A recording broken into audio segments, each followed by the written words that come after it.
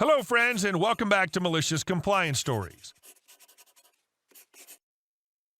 Some people's entitlement is so outrageous, makes me wonder what in life made them this way. Our first story is literally the complete opposite of Draco Malfoy saying, "Wait till my father hears about this." But before we begin, don't forget to subscribe to our channel if you're new here, and turn on notifications so you don't miss a new video every single day. Here we go. Do as I say. I know your boss. So today I was training staff in the safe use of medication. I have a student turn up an hour and a half late. I politely inform said student that unfortunately have arrived late and have to attend another session as I wouldn't be able to catch them up on the vital information they'd already missed. I do always try where I can, but that much time is just too much for what I was teaching. It's not a subject you can skimp on. The conversation went something like this. Student: I don't see why you can't just catch me up during the breaks. Me: because they're also my breaks. Student: so that's not my fault. Me: unfortunately, it is your fault that you're late, and I'm not willing to give up my lunch break. Student: I know your boss. So maybe you just let me take my seat and either catch me up during your break or at the end of the session. Or do I need to ring your boss to tell you that? So I tell the student to go ahead and ring my boss, which the student does. My student starts ranting at my boss, and after about a minute, my boss asks the student to put me on. I take the phone, look the student dead in the eye as I say, "Hey mom, what's up?" I honestly think I saw this guy crap himself. I explained to my mom what's been going on, and she asked to be put on with the student. 30 seconds later, he's packing his stuff and apologizing deeply. I'm a health and social care lecturer. I train part-time and during holidays to supplement my income for my mother's training company. Turns out she did know him, and not only tore him a new one professionally, but personally as well. This woman raised 6 boys on her own. Your mother's awesome, and so are you. I'd say this is a positive case of the apple not falling far from the tree. And our second story. Rude customer forced to apologize to me. So this is a story from my first job ever. For some backstory, I worked at a department store for 3 years and was working in the lawn and garden/tolls section of the store. Took me some time to get used to it, and learning about the specs for the merchandise was a bit of a pain, but I managed with the help from my coworkers, and they're awesome. Miss them like crazy since I left, but I do contact them from time to time. Story time. I've been working there for a year and a half by the time, and a pretty big snowstorm was about to hit the next few days, so we had a lot of people in the store wanting snow throwers, shovels, etc. Outside the store, chained up, were some returned/used snow throwers at a lower price, but they make us some decent commission, more if a protection plan was added. This guy comes in, and since I wasn't with anyone at the moment, our cashier directed him to me for help. He comes up to me asking if I could help him with a snow thrower outside, and I said sure. Jerk, as to what I'll refer to him by now going forward, started out decent in the beginning and was somewhat impressed that I knew better ways to take care of the snow thrower. Thank you, V, not using his full name. Those extra details helped a lot. Jerk said he needed to check something else in the store, but told me he'd come back to me when he was finished for the sale. I said sure thing and placed a sold sign on it. About 15 minutes later, he comes back and asks me to finish the sale. I rung him up with no PP, protection plan, since I'd gotten this a lot. His friend is a mechanic. Didn't hurt my numbers much since I sold a much more expensive model with a 3-year plan. The sale's done and I go with him to unlock it, since it was chained and had a security tag on it. No clue how that helped, but I didn't care much. And asked if I could get a wrench to loosen the bolts. We go inside, and this is where he went from kind to a jerk. Jerk: so what about its horsepower? How much does it have? Me: snow throwers don't go by horsepower, they go by cc. Jerk: but do you know the conversion? Me: no, not really. Jerk: so you don't know much else about the machine then? Just the basics and a bit more how to maintain it? Me, now knowing where this was going, but trying to stay polite: sorry, but when it comes to more details like what you're asking me, I don't really know much else. The dude didn't go livid or anything like that, but was annoyed. He started insulting my knowledge, calling me an idiot, and then said the company hired me because they were sorry for me. I normally am a very patient person, not wanting to argue unless I have to, and I never have been in an actual fight, but can hold my own if need be. Almost was in one, though, but that was before I worked there, and that'd be another story if I ever remember the details. Also, I was hired there because my older brother worked for them also as a store manager. So there was reputation with our name at the store. He being a store manager and me being one of the top sellers for my department.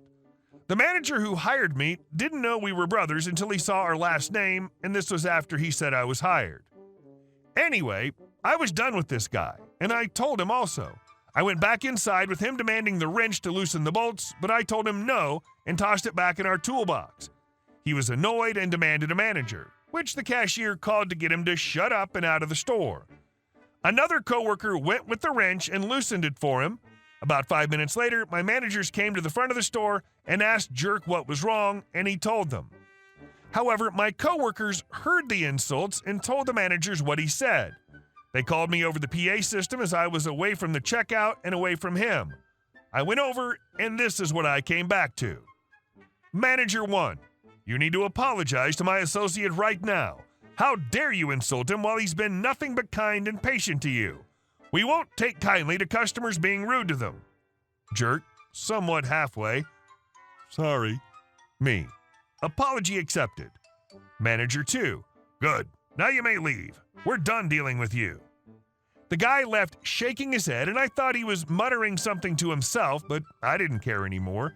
My managers came up to me and said not to worry about him and that it was a smart idea to get away from him in case the situation escalated. They know that I have a lot of patience, but even I have my limits. We spoke for a few minutes so I can get that jerk out of my mind, and my floor manager, who's a nice Jamaican older woman and the one who mainly spoke to Jerk, said, I hope that thing breaks while he's using it. He didn't buy a plan, right? I shake my head and she said, good. Because I don't want him here or the repair center at all. I had a smile on my face for the rest of the shift. That remains my favorite moment of my life to this day. Good managers for not expecting you to just smile, nod, and take his insults because he was a paying customer. And our next story. What part of I don't work here don't you understand? One day after working, I work a couple afternoon and a couple graveyard shifts a week, an 8-hour graveyard. I forgot to pick up a few things before I clocked in at work, so I had to take a nice stroll on up to my local supercenter for them. In Colorado, common uniform attire in a lot of stores is a blue shirt and black pants.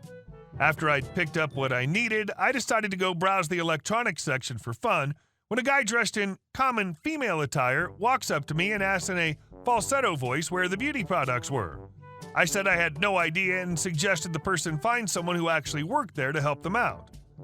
I go back to browsing games that are well over 2 years old and being shocked when they're still inventoried at $60 when a tap comes to my shoulder. I turn around and it's Falsetto standing there with a supercenter manager. F is Falsetto, MG is manager, and me is me. Falsetto stays quiet while the manager berates me for not doing my non-existent job at that company. F. There's the mean little boy that was rude to me, sir. MG. Excuse me, but just because you don't feel like doing your job does not mean you can slack off. You need to go put all those products in your arm back where they belong and get back to work. Me. First off, I don't personally care what you say. Secondly, I don't work here, as you can tell by my name tag. MG. Non-company name tags are not allowed on your uniform. You realize you're going to be written up for this situation, right? I'm going to need your first and last name. Me. Okay, first name is I don't fuh. Last name is King Work Here, numbnuts. MG.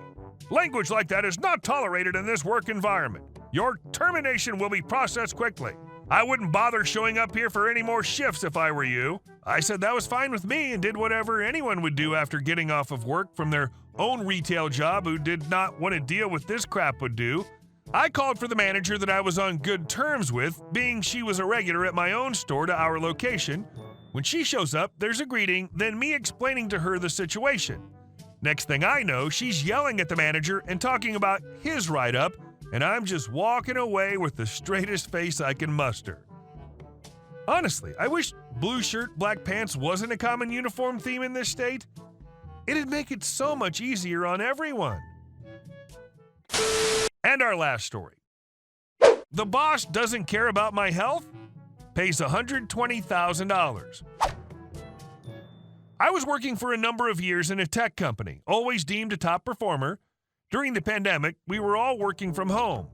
The moment the government stopped mandatory work from home, my boss said we all had to be back at the office. I developed a very serious health issue, not work-related, and I asked my boss if I could work 2 at home, 3 in the office weekly until surgery in 2 months. He said yes, only to tell me the next day that he'd thought about it and he wants a letter from my doctor since either I'm sick or in the office. I explained my medical diagnosis and that the law mandates reasonable accommodations. He repeated his request that maybe I should see a lawyer or resign. Fine. I got signed off sick for 9 months since my medical team said that there's no way I could be working without accommodations. During this time, my boss had to continue paying my full salary. Then, when the sick pay period was coming to an end, I did go and talk to a lawyer and sued the company for disability discrimination / refusal to make reasonable accommodations, and won. What would have cost them nothing to accommodate ended up costing them $120,000. Idiot boss got his idiot butt handed to him. Well done, OP. Suing the company was the cherry on top and well-deserved resolution. Hey guys, thank you all for watching the video. I'll see you in the next one.